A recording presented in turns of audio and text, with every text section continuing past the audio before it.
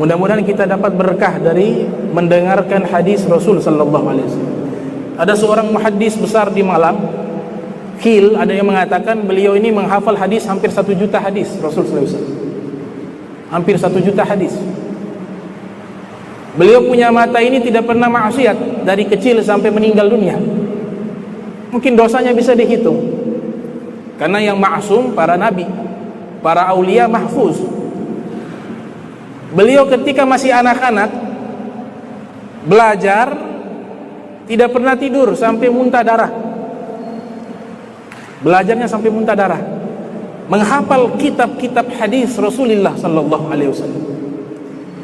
Bahkan mata beliau ini karena sudah sering menatap hadis Nabi, setiap hari yang dilihat hanya hadis Nabi Muhammad sallallahu alaihi wasallam.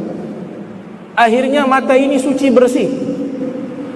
Sehingga orang-orang yang melakukan dosa-dosa wujudnya berubah menjadi hewan, beliau bisa lihat.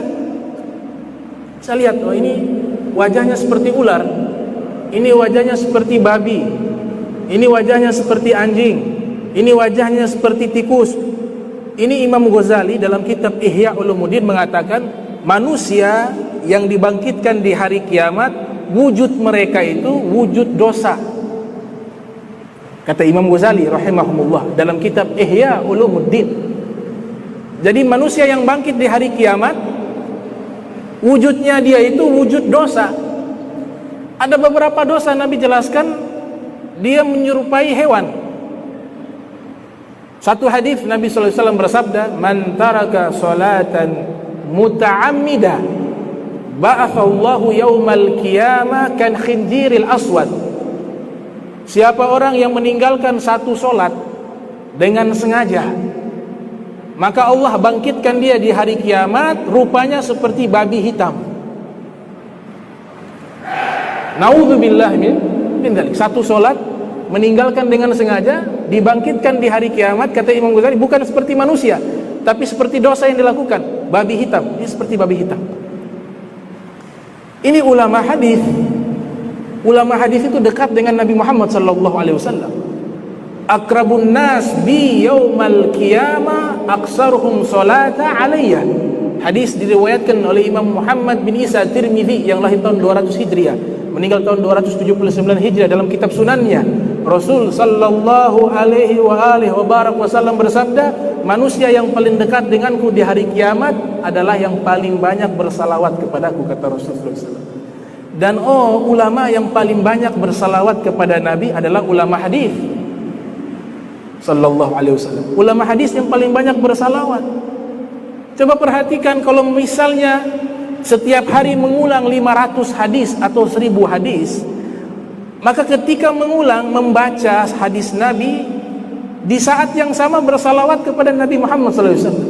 Karena tiap kali mengatakan qala Rasulullah sallallahu alaihi wasallam, mereka bersalawat kepada Nabi. Makanya beliau mata ini memandang hadis Rasul sallallahu alaihi wasallam setiap hari sampai menjelang wafat. Menjelang wafat disuruh murid-murid membaca kitab hadis di hadapan beliau. Akhirnya mata ini disucikan oleh Allah Ta'ala, bisa melihat auratnya para pendosa yang meninggalkan sholat dengan sengaja, rupanya seperti babi hitam.